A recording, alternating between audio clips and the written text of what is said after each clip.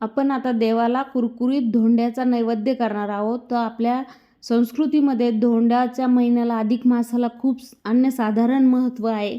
तर ह्या धोंड्याच्या महिन्यात आपण 3 नैवेद्य तरी देवासाठी दाखवले पाहिजे, 3 वेळेस तरी. तर ही मी डाळ अर्धा तास भिजत ठेवली होती. तर आता हिला स्वच्छ धुवून घेऊ आणि आपण कुकरला 2 शिट्ट्यावर लावून घेऊ. तर हे कुकरला स्वच्छ धुवून टाकल्यावर आणि थोडी भिजत टाकल्यावर डाळ लवकर शिजते. आणि जेवढी डाळ त्याच्या 1.5 पटीनं आपण पाणी टाकायचं शिजण्यासाठी. आणि आपण याच्यात थोडी चिमूटभर हळद टाकायची. हळदीमुळं पुरणाला कलर खूप छान येतो. आणि तर आपल्याला याला 3-4 शिट्ट्या काढून घ्यायच्या चांगल्या, म्हणजे डाळ एकदम चांगली शिजल्या जाती, मऊसूत शिजते अशी पुरणाची डाळ आपली. तर बोटचेपी होईल ह्या पद्धतीने शिजली की आपलं समजून जायची आपली डाळ शिजलेली आहे म्हणून. तर डाळ खूप छान शिजली मऊसूत. आता आपण हिला गाळणीच्या साहाय्याने गाळून घेऊ. तर ही बघू शकता छान गाळून घेतलं की याच्यातलं सर्व पाणी निघतं आणि मग पुरण आपलं एकदम छान होतं. तर आता आपण याला मॅशरने किंवा तांब्याच्या साहाय्याने गरमच डाळ मॅश करून घेऊ, म्हणजे लवकर होते ती. थंड झाल्यावर लवकर मॅश होत नाही डाळ. तर असं मॅश करून घ्यायची तिला, किंवा तुम्ही मिक्सरना पण काढू शकता. आता ही बघा आपली डाळ पूर्ण मॅश झालेली आहे. तर आपण आता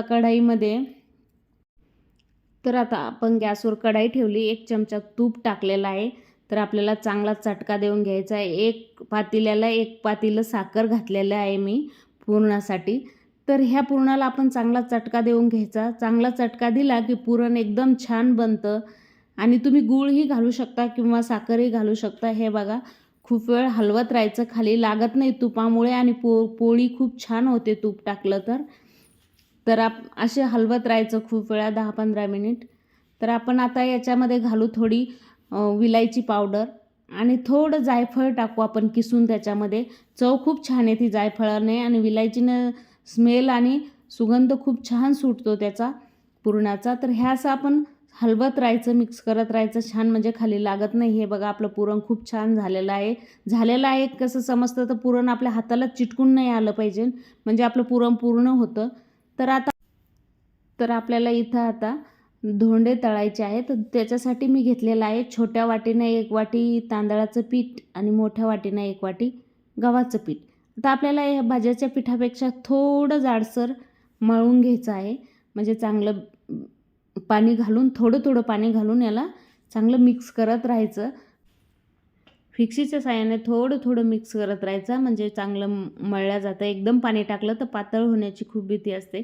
तर ह्या अशा पद्धतीने आपण हे सगळं पीठ मळून घ्यायचं. हे पीठ आपल्याला धोंडे तळण्यासाठी लागतं. तर हे बघा आपण थोडं दाटसर मळून घेतलेलं आहे भज्यापेक्षा.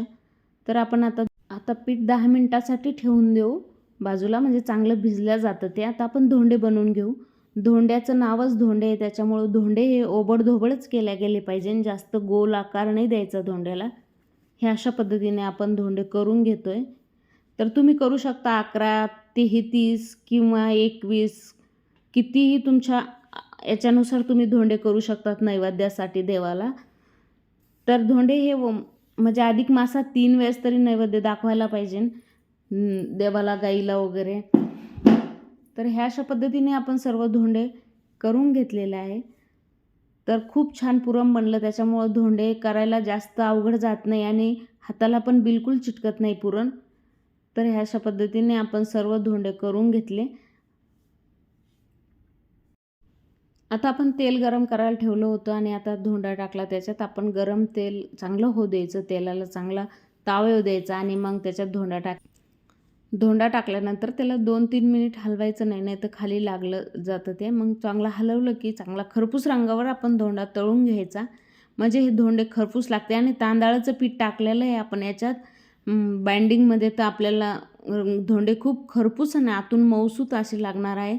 तर ह्या पद्धतीने आपण सर्व धोंडे तळून घेतलेले आहे. तुम्ही बघू शकता खूप छान झालेले आहे धोंडे, म्हणजे खरपूस रंगावर पण आणि मऊसूत पण धोंडे झालेले आहे. तर ह्या पद्धतीने आपण सर्व धोंडे करून घेतले.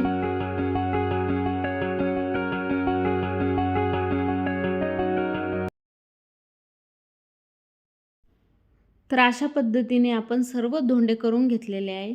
तर तुम्ही बघू शकता खूप छान असे कुरकुरीत धोंडे झालेले आहे. आणि अर्थात धोंडे म्हटल्यानंतर दिवा तर झालाच, तर आपण पंथीचा दिवा लावून घेतलेला आहे धोंड्याचा नैवेद्य दाखवताना.